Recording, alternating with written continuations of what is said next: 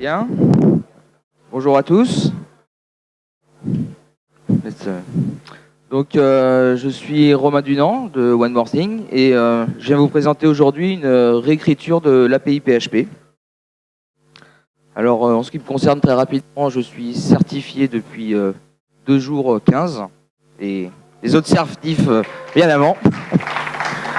Voilà, je suis un conférencier assez régulier puisque j'ai présenté pas mal de sessions depuis 2008. Là ? Allô ? C'est bon ? Ok. Voilà. Alors, donc je vais vous expliquer un petit peu pourquoi j'ai fait cette réécriture de l'API, vous montrer un petit peu ce qui a changé, et puis on fera une petite démo pour que vous ayez un aperçu de ce qui a été réalisé. Alors, pourquoi ? J'avais plein de bonnes raisons de réécrire cette API. La première, c'est que le code était vraiment très vieux. Il a été écrit pour une version de PHP 4.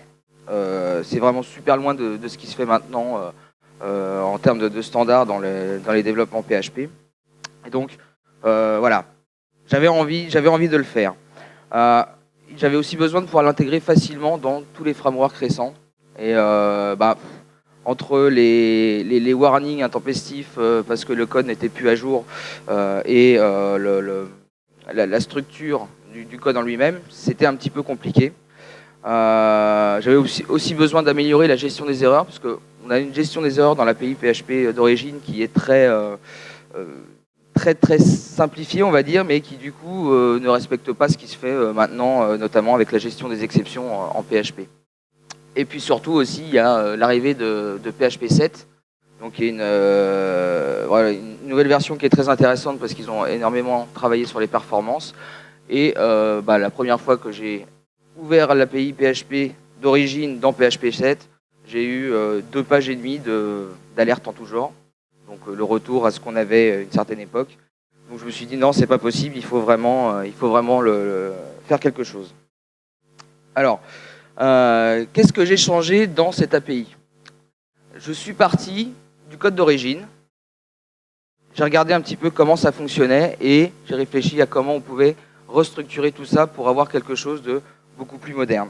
Donc j'ai complètement réorganisé le code, j'ai conservé certaines parties, j'ai essayé de rester compatible autant que possible avec la version d'origine, mais j'ai quand même fait des choix dans cette réécriture, notamment en utilisant les espaces de nom qui sont apparus avec la version de PHP 5.5 et qui fait que du coup on n'est plus du tout compatible avec les vieilles versions de PHP. Mais de toute façon, si vous installez un serveur maintenant en FileMaker en 14 ou en 15, vous avez déjà la version de PHP 5 installée, donc ça ne pose pas de problème pour vous. J'ai essayé aussi de respecter des standards. Il y a un groupe qui s'appelle le PHP Fig, qui est un groupe qui s'attelle à créer des normes, des standards, pour améliorer l'interopérabilité entre les frameworks. Et donc, comme moi, mon intention était d'intégrer l'API PHP dans des frameworks, je me suis basé sur 2 standards principalement. Donc le PSR2, qui est une nomenclature d'écriture du code, donc pour avoir un code qui est facilement lisible et qui respecte les standards à ce niveau-là, notamment au niveau du nommage de certaines variables. Et puis le PSR4, qui lui est un standard qui permet le chargement automatique de vos classes. En FileMaker, quand on appelle, avec l'API PHP, on appelle directement la classe FileMaker qu'on a chargée. Et puis ensuite, il y a beaucoup de require, d'include, un petit peu partout dans les fichiers. Là, en fait, ça permet d'appeler un fichier à l'origine qui va définir la configuration. Et puis, à chaque fois qu'on va appeler une classe de l'API, il va savoir où la trouver tout seul. Alors, si on regarde rapidement la structure du code, le code est hébergé sur GitHub, et donc on retrouve ici un dossier source avec l'ensemble des classes de l'API PHP. Alors avant, vous chargiez l'API PHP par le fichier FileMaker. Maintenant, on utilisera cet autoloader qui permet de déclarer que FileMaker, ça se trouve à tel endroit, et à chaque fois que je vais vouloir l'appeler, il va savoir où le trouver.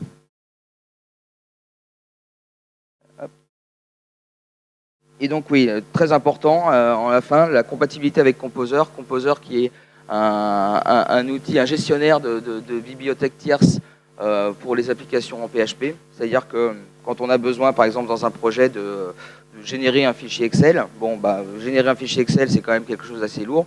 Il y a des classes en PHP qui existent déjà pour générer un fichier Excel. Et ben, on a juste à dire, tiens, je veux utiliser telle bibliothèque, charge-la moi.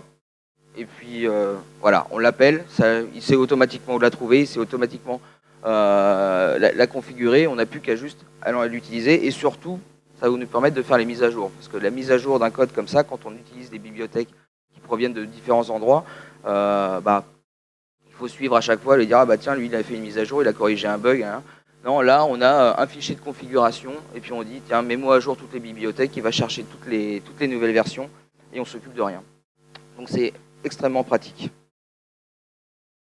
Alors, les principales nouveautés donc, de l'API, c'est que j'ai modifié la gestion des erreurs. Alors, je l'ai mis en option. J'ai une nouvelle version là, qui va bientôt sortir.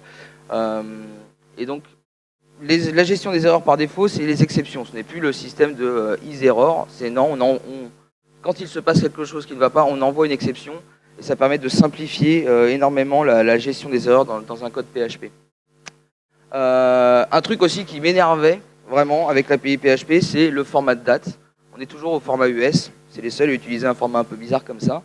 Et donc moi j'avais toujours besoin dans mes applications d'avoir le format de date qui m'intéresse, soit d'avoir un format date ISO, soit d'avoir un format date européen normal jour, mois, année. Et donc j'ai rajouté cette option-là dans le paramétrage. Donc voilà, avec cette version 2.1, j'essaie d'améliorer la compatibilité avec l'API officielle. C'est-à-dire que vous facilitez, si vous avez envie d'utiliser cette réécriture, juste de pouvoir dire, ok, je change l'appel à l'API au début, je change juste les sources, et puis ensuite, tout le code que j'ai déjà écrit, j'ai pas besoin d'y retoucher, ça va être compatible avec cette nouvelle version. Voilà, et puis j'ai ajouté quelques nouvelles fonctionnalités. Alors, au niveau de l'installation, donc si vous utilisez dans un projet Composer, voilà, il y a juste à rajouter ce petit bout de texte là, rmoi/filemaker avec la version de l'API que vous voulez utiliser. Et puis, en mettant à jour votre projet, ça va automatiquement charger sur le dépôt Git les sources de l'API. Manuellement, on peut aussi tout simplement aller télécharger donc sur GitHub les sources. Ici, voilà, on peut dire télécharger. Je veux télécharger le dossier.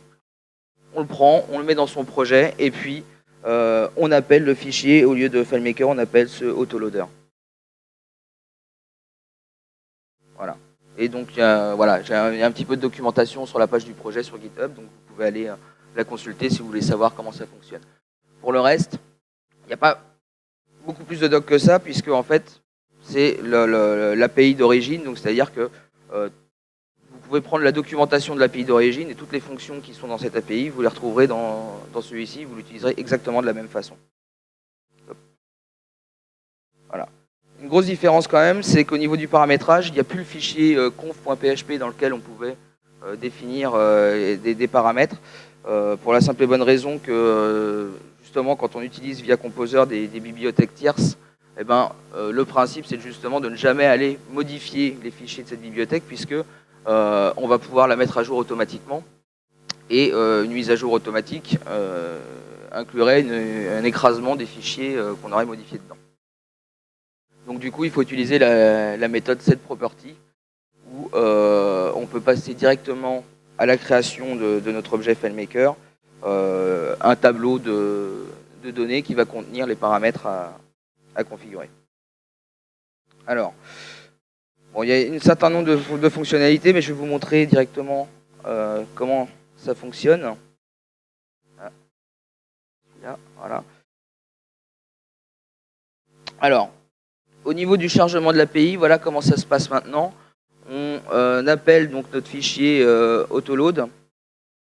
Et puis ensuite, alors voilà, l'utilisation des espaces de nom. Ici, je déclare que je vais utiliser la classe FileMaker.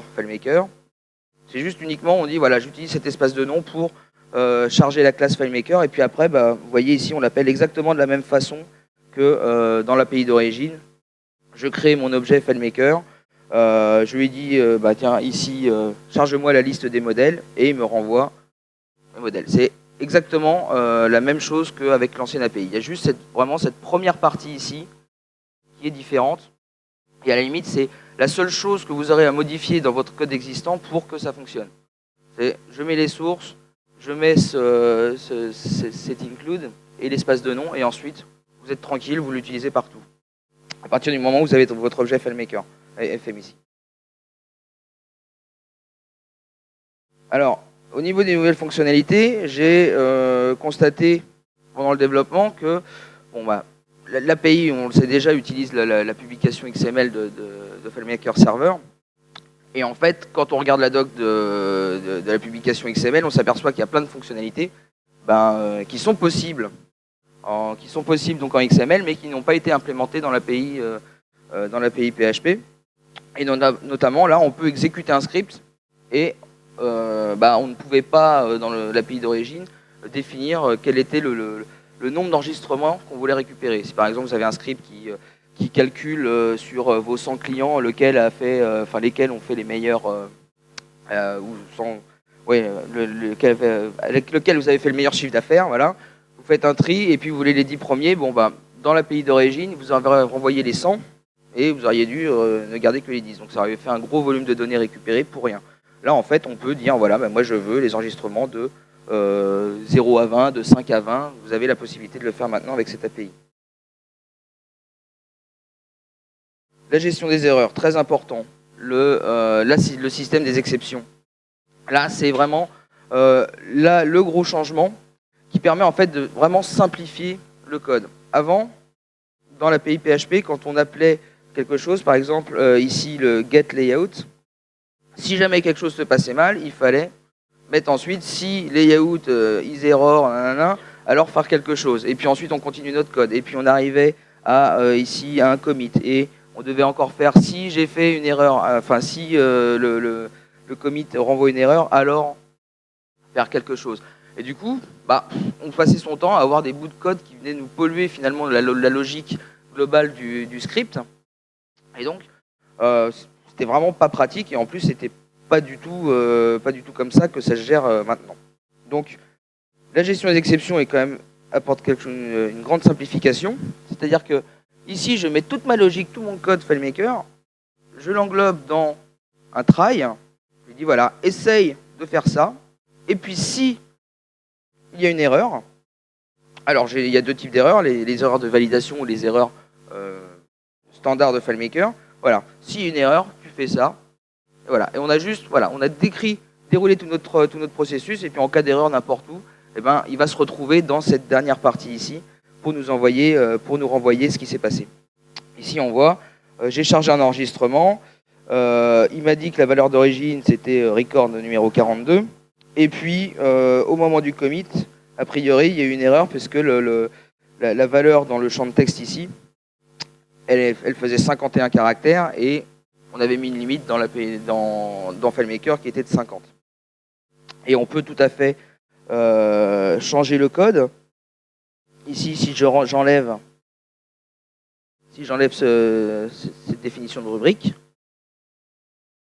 et que je recharge mon script, hop, voilà, mon erreur, elle a changé.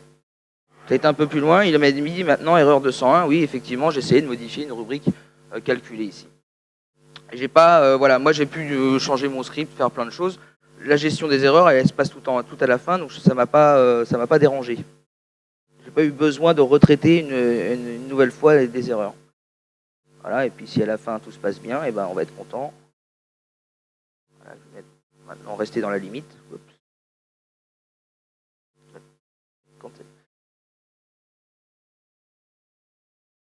Hop. Voilà, et là à la fin, il me dit ok, là, maintenant tout s'est bien passé. Donc il n'est pas du tout passé par la fin du code. Tout s'est bien passé, il n'y a pas eu d'exception. Et puis encore à la fin, un petit truc, oui, définir les globales à l'exécution. Alors c'est pareil, on peut, quand on fait une recherche, et ça c'est quand même assez pratique, quand on fait une recherche depuis la publication XML, on pouvait définir dans la requête des globales, hein, dire voilà, moi je vais exécuter ma recherche, mais par exemple, je voudrais tous les enregistrements qui sont supérieurs à la date du jour, par exemple. Bon, dans FileMaker, il faut aller définir une globale en premier et puis ensuite faire la recherche. Là, on peut directement, avant on ne pouvait pas, maintenant on peut dire, ok, au moment de la recherche, définis-moi cette globale, mets-lui ici la date du jour, et puis voilà, fais une recherche sur un champ quelconque. Et ici, il me dit, voilà, j'ai 25 enregistrements trouvés, donc j'ai une petite base de données. J'ai 50 enregistrements, la moitié sont avant la date du jour, l'autre moitié après. Et donc, j'ai défini une globale qui a fait en sorte que le calcul me renvoie 1 si on était supérieur à la date du jour. Et j'ai exécuté ma requête comme ça. Donc, ça a plein d'applications, mais avant, on ne pouvait absolument pas le faire. Donc, c'est quand même assez simple. On peut aussi le faire au moment de l'exécution d'un script. Donc, ça, c'est plutôt un plus qui m'a pas mal aidé pendant les développements. Alors, donc voilà la liste des fonctionnalités qu'on vient de voir. Alors et après, moi cet API, j'ai bien envie de le faire évoluer maintenant qu'il est réécrit et qu'il est fonctionnel. En prenant en charge notamment, en changeant le système de log qui est basé sur un logger peer qui est un ancien système de bibliothèque mais qui est un peu passé de mode, on va dire. Et voilà, j'aimerais bien que ça respecte le standard PSR3 qui est un standard, une interface de log qu'on devrait retrouver dans pas mal de nouveaux frameworks. J'aimerais aussi améliorer le parseur XML qui a pas mal de limitations, qui peut être un petit peu lent aussi.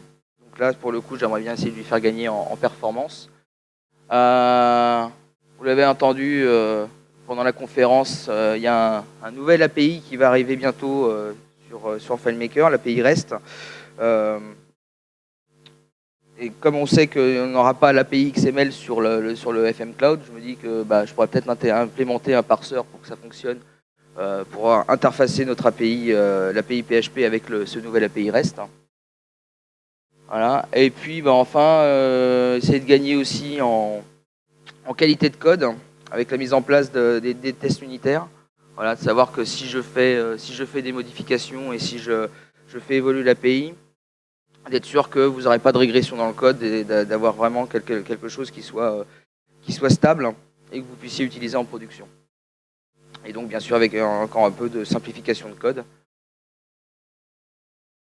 Voilà, alors au niveau de l'avenir, c'est open source et disponible sur GitHub, donc voilà, tout le monde est libre de le récupérer, de le modifier, d'en faire ce qu'il en veut. S'il veut le donner à quelqu'un pour qu'il le fasse évoluer encore plus, il n'y a aucun souci. Moi, personnellement, je l'utilise en prod et je le fais évoluer très régulièrement. Donc, je sais que c'est assez stable pour être utilisé dans les projets. Et puis, voilà, si vous voulez contribuer au projet, vous êtes tous les bienvenus. C'est complètement open source, donc je serais ravi d'avoir d'autres personnes avec moi pour le faire évoluer. Voilà, si vous avez des questions. Comment ? Ouais, ok, pas de souci. Merci alors. Hein.